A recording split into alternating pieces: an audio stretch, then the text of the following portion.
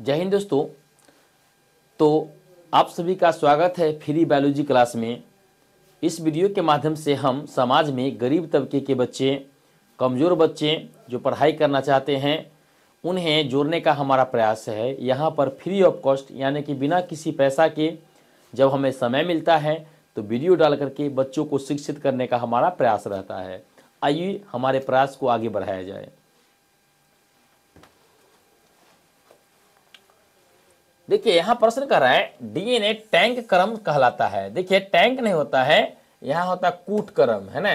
कहता है डीएनए का कूट क्रम क्या कहलाता है? एक्सॉन कहलाता है, इंट्रॉन कहलाता है, रिस्टॉन कहलाता है। तो क्या कहलाता है? इंट्रॉन कहलाता है। इसका आंसर कहा जाएगा बी हो जाएंगे।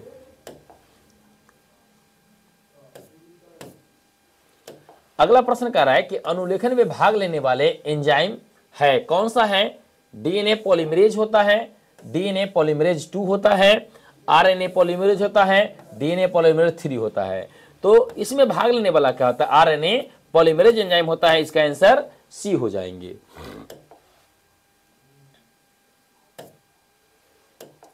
अगला प्रश्न कर रहा है वे लोग जो उत्पत्ति में भिन्न किंतु कार्य की दृष्टि से समान होते हैं कहलाते हैं। वे अंग, यहां पर कहा जाएंगे अंग, वह अंग जो उत्पत्ति में भिन्न है लेकिन कार्य में क्या है? बिल्कुल समान है। तो जो उत्पत्ति में भिन्न होते हैं उससे कहते हैं असमजात अंग या असमवेशी अंग। क्या कहते हैं? क्या कहते हैं? असमवेशी अंग, है ना। तो असमवेशी क्या कहते हैं? अंग कहते हैं, या इसी को क्या कहते हैं हम लोग? असमजात अंग।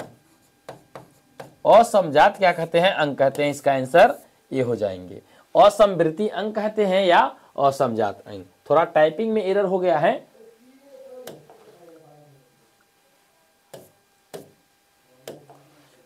अगला प्रश्न है एसिटाबुलेरिया इनमें से क्या है? एसिटाबुलेरिया क्या है? एसिटाबुलेरिया क्या है ना। एसिटाबुलेरिया क्या है? शैवाल है, प्रोटोजोआ है, जीवाणु है और विषाणु है। तो आप लोग बताइए कि एसिटाबुलेरिया क्या होता है? तो एसिटाबुलेरिया होता है शैवाल। क्या होते हैं? शैवाल, है ना, शैवाल होता है। अगला प्रश्न कर रहा है फाइलेरिया रोग का वाहक है, मतलब फाइलेरिया किससे होता है?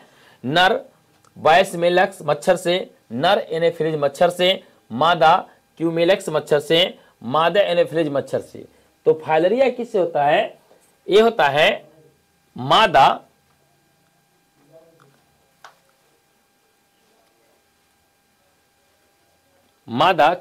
ये होता है मादा क्यूमेलक्स मच्छर से।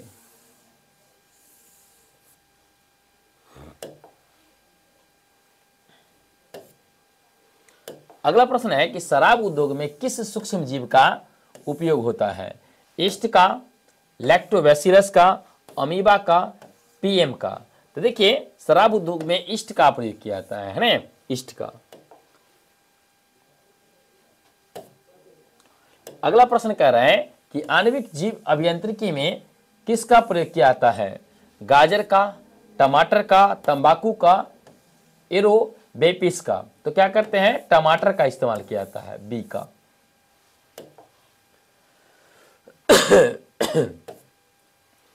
अगला प्रश्न कर रहा है कि भारत में हरित क्रांति के लिए विकसित की गई जया और रत्ना क्या है?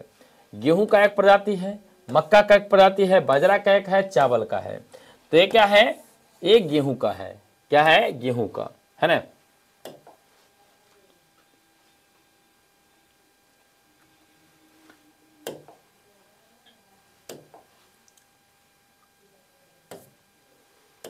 अगला प्रश्न है पीसीआर से जांचा जाता है एचआईवी को, कैंसर को, क्षय रोग को, हैजा रोग को। तो देखिए पीसीआर के द्वारा क्या करते हैं हम लोग, पूछ देगा तो हम लोग एचआईवी को भी जांचते हैं और कैंसर को भी जांचते हैं। इसका आंसर दोनों हो जाएगा।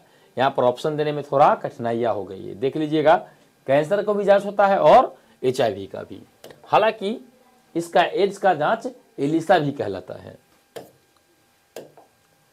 सुपर वर्गी की खोज किसने की थी? सुपर वर्गी का खोज सुपर बग है ना, वग, सुपर बग की खोज किसने किया था? हरगोविंद खुराना ने, दिलीप शाह ने, आनंद मोहन चक्रवर्ती ने, रॉबर्ट हुक ने। तो इसका खोज आनंद मोहन चक्रवर्ती ने किया था, है ना। इसका आंसर सी हो जाएंगे। अगला प्रश्न है कि कीटभक्षी पौधे कीटों को खाते हैं, क्यों खाते हैं? मांस के लिए, ऑक्सीजन के लिए, खनिज के लिए, नाइट्रोजन के लिए। तो इसका आंसर हो जाएगा डी। वो नाइट्रोजन की पूर्ति करना चाहता है अपना शरीर में, इसीलिए क्या करते हैं? खाता है।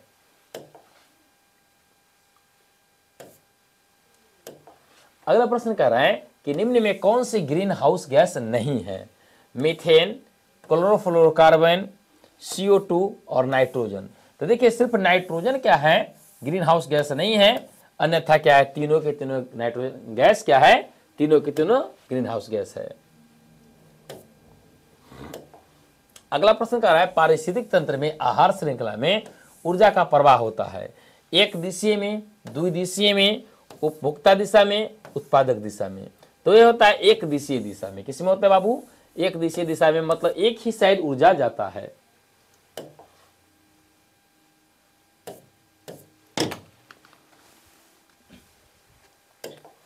अगला प्रश्न है कि निम्नलिखित में से कौन सा जंतु उभयलिंगी नहीं है? मतलब एक लिंगी है। उभयलिंगी नहीं कहने का मतलब एक लिंगी है।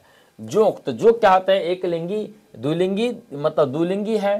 केचुआ भी क्या है? द्विलिंगी है। घरेलू मक्खी क्या है? आपका घरेलू मक्खी एक लिंगी है, जबकि टेप वर्म क्या है? आपका द्विलिंगी है। तो इसका आंसर क्या आ जाएगा? सी। अगला प्रश्न कर रहा है गेंडा अभयारण्य किस राज्य में है? तो देखिए गेंडा अभयारण्य पहला ही ऑप्शन है आपका असम। असम में है जिसका नाम मानस है। तो किस लिए? गेंडा के लिए विख्यात है। अगला प्रश्न है कि बाह्य स्थानीय संरक्षण में होता है बीज बैंक। इसका भी क्या है? पहला ही ऑप्शन आ गया है, आपका आंसर ए हो जाएगा।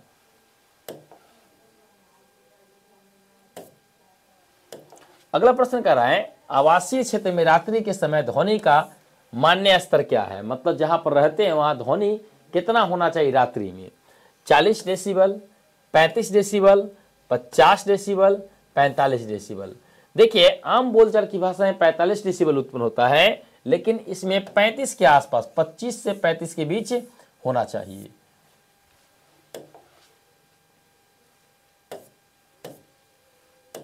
अगला प्रश्न क्या है? SO2 प्रदूषण का सूचक है शैवाल, कवक, उपयुक्त सभी, लाइकेन। तो नहीं, सिर्फ लाइकेन है। जिस स्थान पर SO2 प्रदूषण रहेगा सल्फर डाइऑक्साइड, वहां पर लाइकेन आपका नहीं पाया जाएगा। अगला प्रश्न है सरटोली कोशिका पाई जाती है।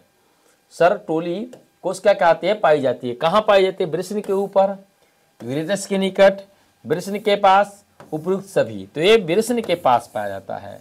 सरटोली कोशिका कहां पाया जाता है? वृषण के पास पाया जाता है ना, टेस्टिस में। अगला प्रश्न कर रहा है किस फल का बीज चोल खाया जाता है? शरीफा का, लीची का, जायफल का, उपयुक्त सभी का। तो देखिए बीज चोल मुख्य रूप से शरीफा का खाया जाता है। किसका खाया जाता है? शरीफा का बीज चोल खाया जाता है।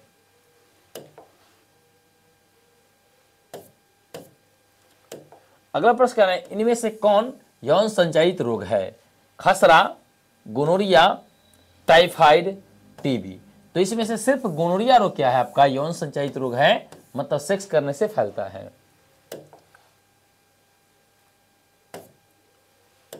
अगला प्रश्न कर रहा है बीजांड विकसित होकर क्या बनाता है? तो हम आप कई बार जानते आए हैं कि बीजांड विकसित होकर क्या बनाता है? बीज बनाता है। अगला प्रश्न कर रहा है हवा के द्वारा परागित होने वाले फलों को कहते हैं। मतलब जो हवा के द्वारा परागित होता है फूल, फूल को कहते हैं, यहां पर फूल होगा, फूलों को कहते हैं, है ना। तो कीट परागन, वायु परागन, चीटी परागन, इनमें से कोई नहीं। तो हवा के द्वारा जो होगा उसे क्या कहेंगे हम लोग? वायु परागन कहते हैं, वायु परागित पुष्प कहते हैं। अगला प्रश्न है इनमें से कौन सी तकनीकी पात्र निषेचन के अंतर्गत नहीं आता है? अंतःकोशिकीय शुक्राणु निक्षेपण आता है, अंतःगर्भाशय वीर्यसेचन ये भी आता है, अंतःगर्भाशय युक्ति, भ्रूण स्थानांतरण। तो देखिए भ्रूण स्थान भी आता है, लेकिन अंतःगर्भाशय युक्ति IUD ए नहीं आता है। इसका आंसर क्या हो जाएगा? सी हो जाएगा, सी।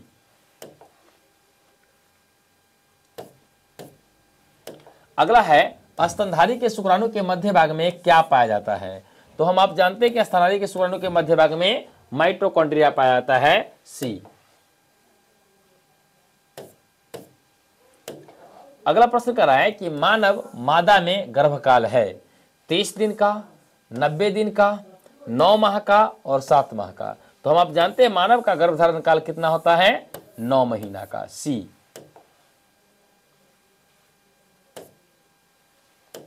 अगला प्रश्न कर रहा है कि मानव में निषेचन होता है। कहाँ निषेचन होता है? गर्भाशय में, योनि में, अंडाशय में, फैलोपियन नलिका में। तो इसका निषेचन होता है फैलोपियन नलिका में, फैलोपियन ट्यूब में क्या होता है? निषेचन की प्रक्रिया होता है। इसका आंसर डी हो जाएगा।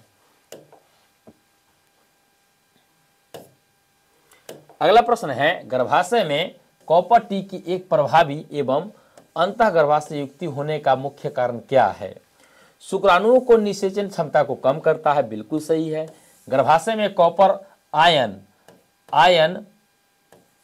क्या करता है? मोचित होने के कारण शुक्राणु की मादा काणु की क्रिया वृद्धि होता है, ये भी सही है। शुक्राणु की गतिशीलता में कमी होता है, ये भी सही है। इनमें से सभी, इसका आंसर क्या हो जाएगा? डी हो जाएगा, सभी। इसका कारण क्या है? सभी है।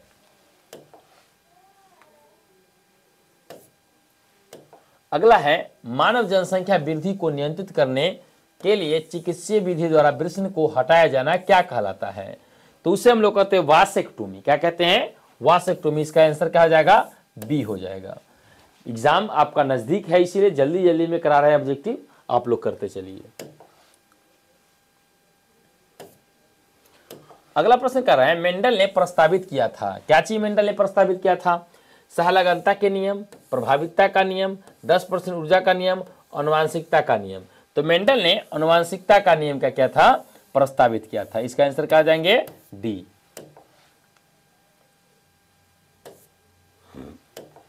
अगला प्रश्न है मनुष्य में लिंग निर्धारण होता है मां के पोषण द्वारा, पिता के प्रबलता द्वारा, लिंग गुणसूत्रों के विशिष्ट संयोग द्वारा, भ्रूण के विशिष्ट पोषक द्वारा। तो देखिए पिता का गुणसूत्र की प्रबलता द्वारा क्या होता है? मानव में लिंग का निर्धारण होता है। अगला प्रश्न है एक जोड़े को दो लड़कियां हैं, तो तीसरी संभावित शिशु लड़की होने की संभावना कितना है? कितना भी हो 50% ही। कितना होगा? 50% ही। 50% चांस है लड़का हो, 50% चांस है लड़की हो।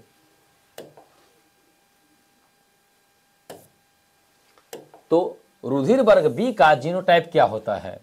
रुधिर वर्ग कह रहा है बी का जीनोटाइप, तो बी का कह रहा है बीबी या ए बी। तो देखिए अगर बीबी है, बी साइड इधर भी है, बी साइड इधर भी, ए है इधर और बी है इधर, तो ए इससे कर लेगा तो ए बी बन जाएगा, तो ए नहीं होगा। यहाँ पर बी भी है तब बी इससे कर लेगा तब बी ही बनेगा, ए इससे कर लेगा तो भी बी ही बनेगा। इसका आंसर क्या आ जाएगा? बी। इसका आंसर बी हो जाएगा।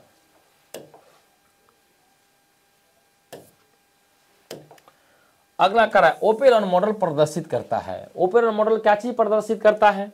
जीन का रेगुलेशन, जीन का सिंथेसिस, जीन का एक्सप्रेशन, जीन का फंक्शन। तो जीन रेगुलेशन क्या करता है? ओपेरॉन मॉडल प्रदर्शित करता है। इसका आंसर ए हो जाएगा। अगला प्रश्न कर रहा है कि बी डीएनए के एक पूर्ण घुमाव में नाइट्रोजनस बेस की कितने बेस पेयर होते हैं? तो बी डीएनए का एक घुमाव में कितना होता है? 10 जोड़ी होते हैं। कितने होते हैं? 10 जोड़ी। इसका आंसर डी हो जाएगा। अगला प्रश्न कर रहा है कि एक मोनोसिस्ट्रोनिक संरचनात्मक जीन में कूट लेखन अनुक्रमक कहलाता है। संपार, वेतक, अवेतक, रेकॉन। तो इसका कहलाता है वेतक। इसका आंसर बी।